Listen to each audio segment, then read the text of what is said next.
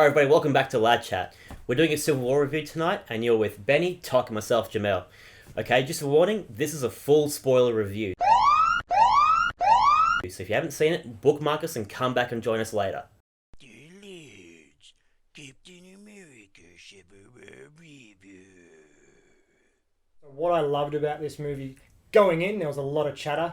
They were calling it Avengers 2.5. Mm-hmm. What I found was that it was a Captain America sequel, I agree. first and foremost. He was the main guy. His ideals sort of led his team on. Tony Stark was probably the secondary protagonist, and his team followed behind there. Mm-hmm. And just got to say, that airport scene, probably the best comic book movie action scene ever. Yeah, sure. Yep. Ever. Yep. We'll get back to it later though, because there's a lot to cover. So much. Yeah. There's a lot going on, and Yeah. I'm just really happy they focused on Cap, because it could have got out of control with characters all over the place. Absolutely. Could have got messy. And they did it so well. They did it well. Yeah. What do you reckon, man? Yeah. Blown away. Easily, like you said, the best Captain America movie. The introduction of like the new characters as well as the smaller ones, like Spider-Man, Black Panther, Red Wing was a real surprise. I actually went into that movie Good attention to thinking, detail. I wonder if they're gonna introduce Red Wing at all. And lo and behold, within like the opening action sequence, there he was. And he even name drops it so that we know. Yeah. Like I was sitting there watching it on screen, and like the drone comes out, and I'm like, is that Red Wing? And then the name drops. And Black Widow's like, I'm not calling it that. Yeah. I love that bit. It was just so cool. It was a human moment between them all, you know? It was. Yeah. And it just adds to that humour that's constantly in those movies, you know? Oh, it was so And good. it's an updated version of the character as well. Like Definitely. in the comics, Red Wing was an actual Falcon, Yeah.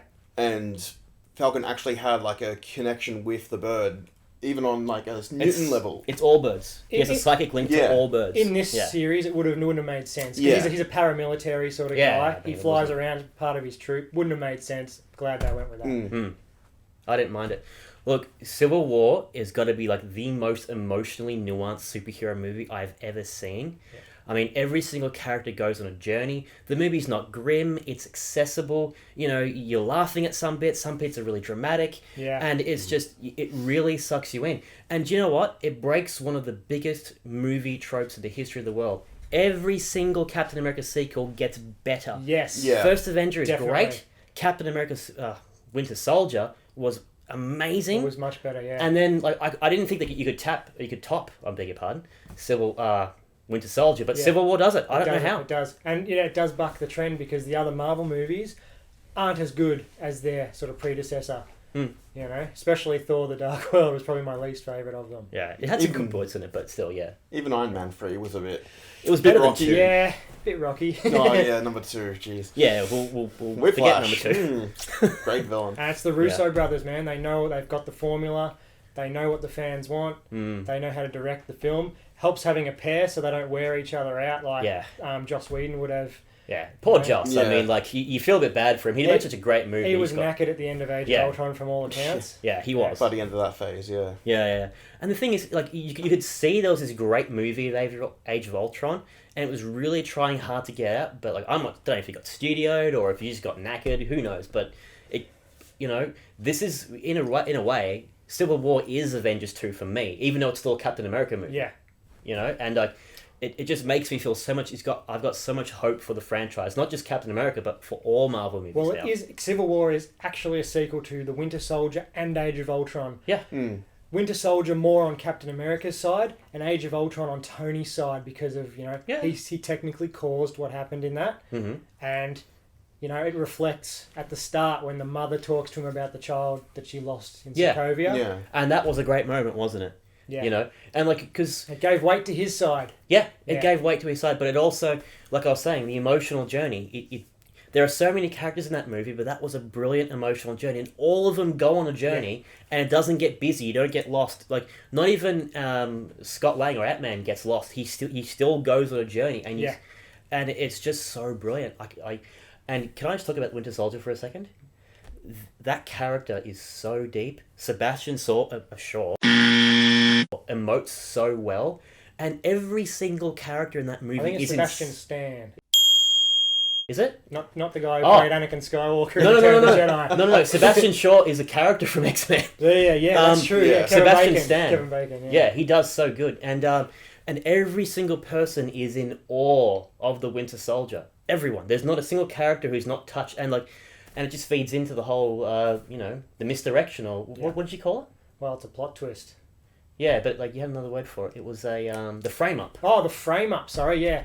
Look, the way this sort of movie evolves from the frame up, you got the setup with Tony Stark and his guilt.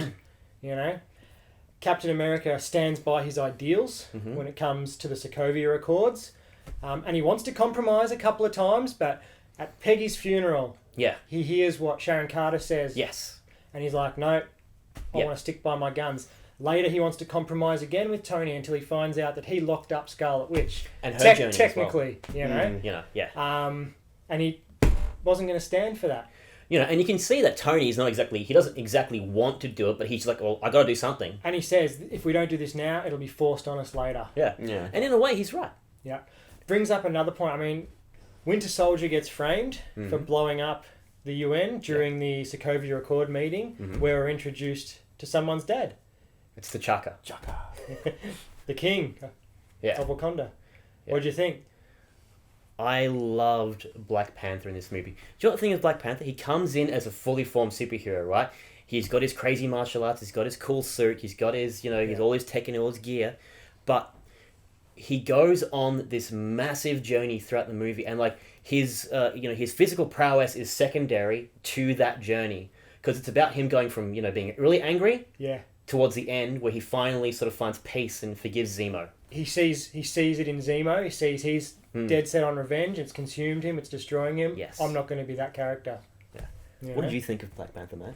I love how his character had his own agenda, even though they had the civil war going on between Tony Stark versus Captain America side and everything. Yeah. He wasn't really a part of that, even though during the battle and everything, he was fighting on Tony's side.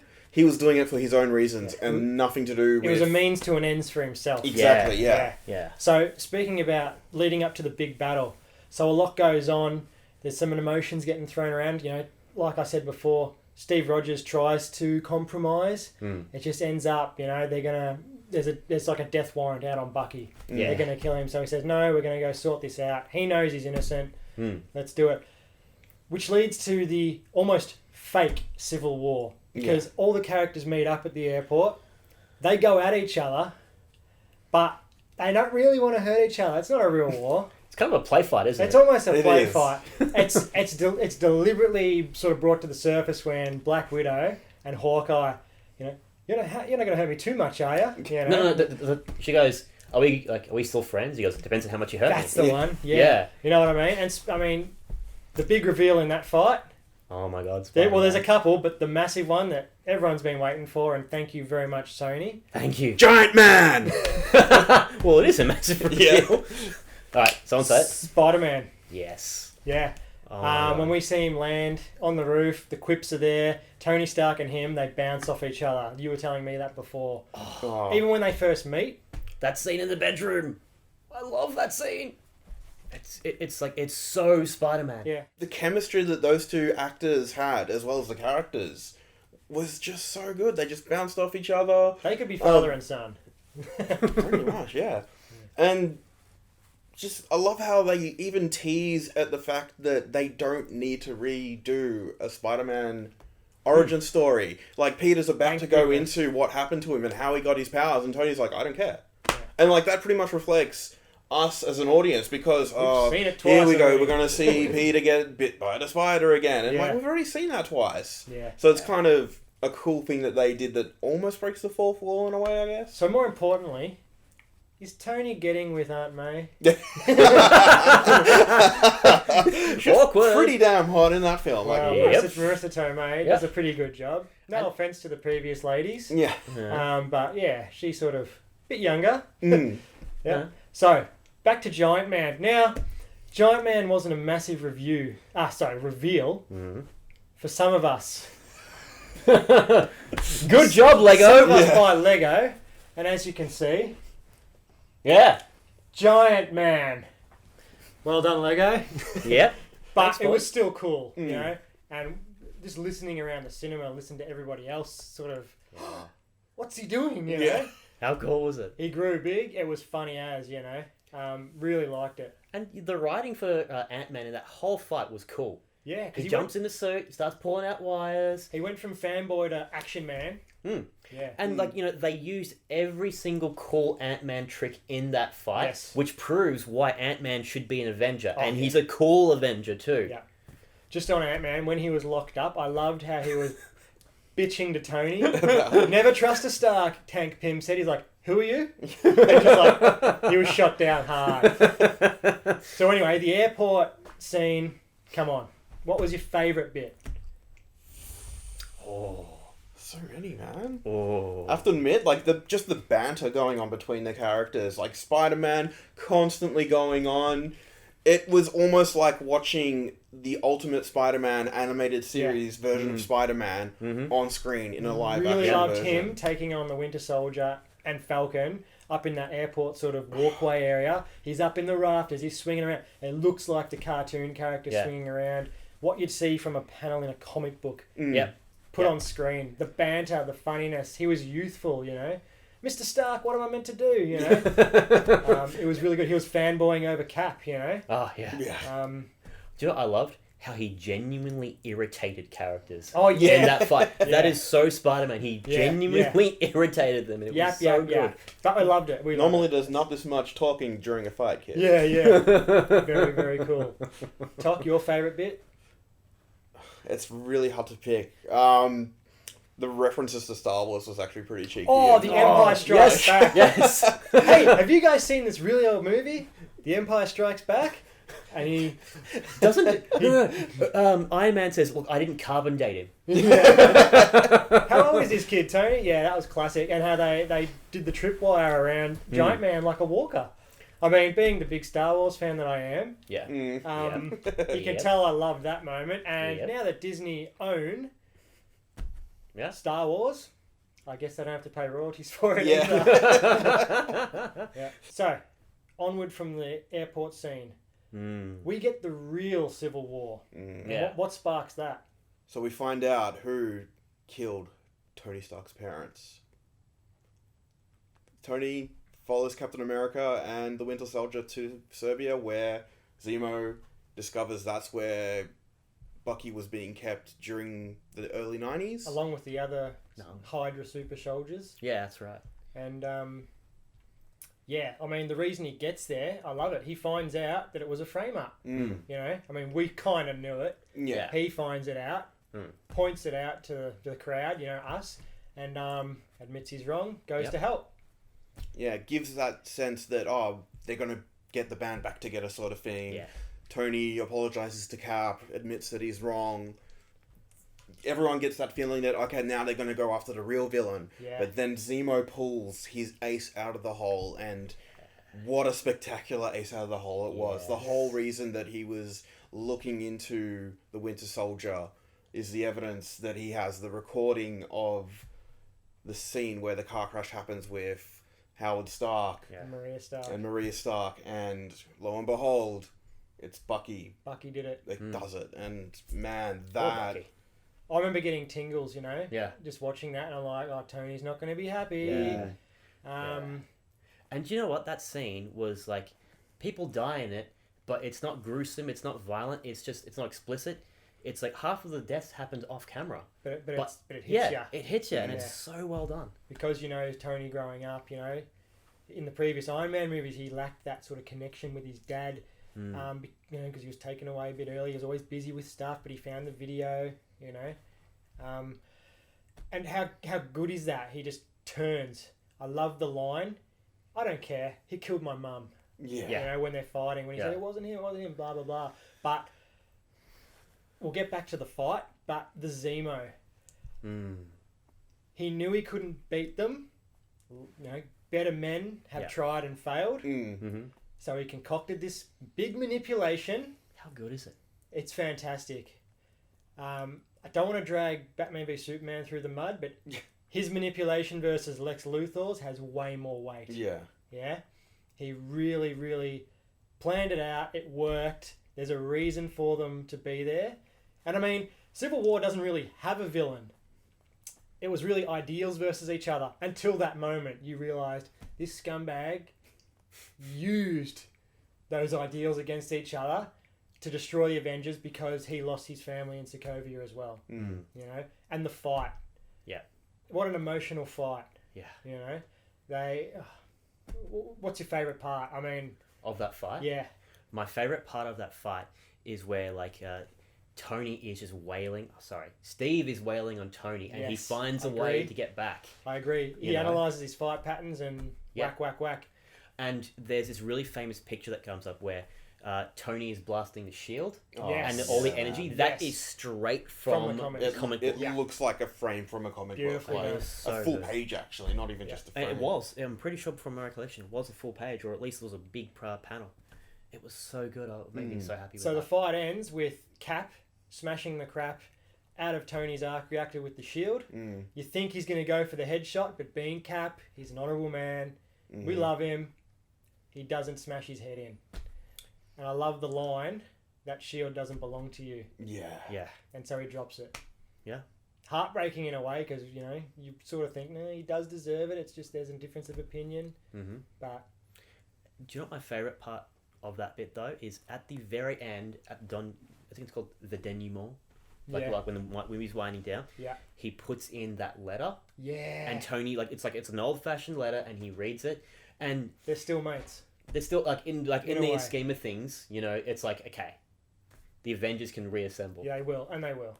Now, fighting and the main storyline out of the way, one of the things that really hit home for me was the relationship between Vision and Scarlet Witch. I talked about this in our review video that we did, that it was something that I was looking forward to them developing, and they did.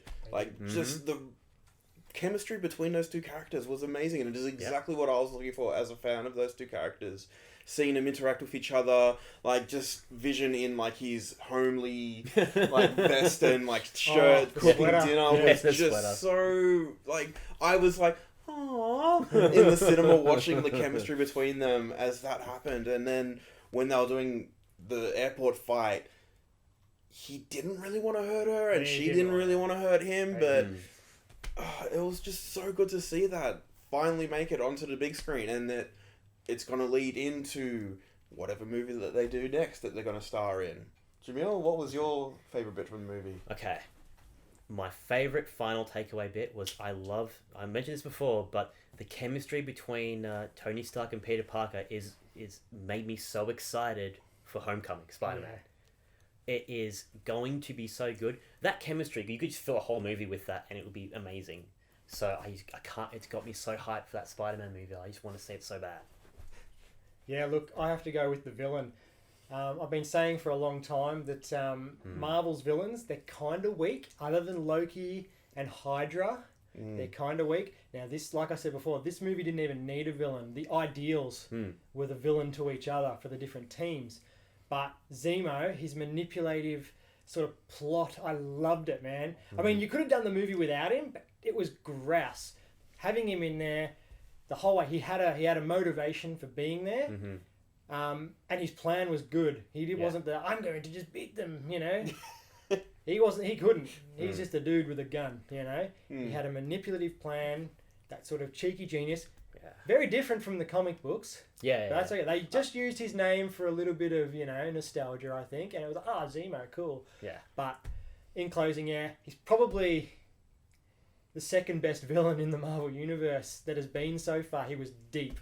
Yeah. You know, he was layered. His plan was anyway. Maybe not the character as much. It's basically a revenge story. Yeah. But he's the way he executed it. Yeah. Loved it. Speaking about Zemo and execution, I loved how Black Panther didn't let him get the cheap way out. Yeah. Justice was done. Yeah. Yeah. He didn't let him shoot himself. He goes, "No, the living have something left for you to do." Yeah. And that was so strong. 'Cause it's not about just shooting someone or killing them. It's just, this is better than that, and it makes the emotional journey of Black Panther mean something. Yeah. Yeah. Oh yeah. Yeah. Completed his arc. That's for sure. So, what do you rate it? Easily 9.5 out of 10. Yeah. It is right up there. It's shot past all my other Marvel movies. Yeah. So enjoyable from start to finish. There's not a moment where you just like wish they'd hurry this up, sort of Oh, thing. not Like at it, all. so well done. I agree. 9.5 out of 10. It's one of my favorite movies in a long, long time. Yeah. Even for a superhero movie, I'd give it a 9 to 9.5. To me, second only to Avengers, which is still my favourite because that's the coming together. You know, for me, I like that more than the emotional rip apart, you know. Again, I think the next one I'll like it even more when they come back together. But for me, I'll give it a 9. But for me to give a 9, that's pretty generous. that's pretty I don't generous know for how- me. For me to give an A plus That's kind of getting Star to a Wars movie, level. Yeah. yeah, you know what I mean. Like Empire Strikes Back is my 10. You know what I mean? So It's hard to top that. so yeah, looking forward to the next Marvel movie, which is Doctor Strange, coming out in November. Other than X-Men, which comes out next month, which we'll probably sit down and have a chat about. But yeah, thanks guys for watching another episode of Lad Chat. Civil War Chat's done. I wish we could go on all night, but thanks for chatting, Tok and Jamil. Thanks Krause behind the camera and Tesh on the sound. Yeah, we want to know what you guys think, so drop a comment down below. We love talking about this sort of stuff. We freak out over it. We're big geeks. Have a chat and let's see where we go. Thanks guys.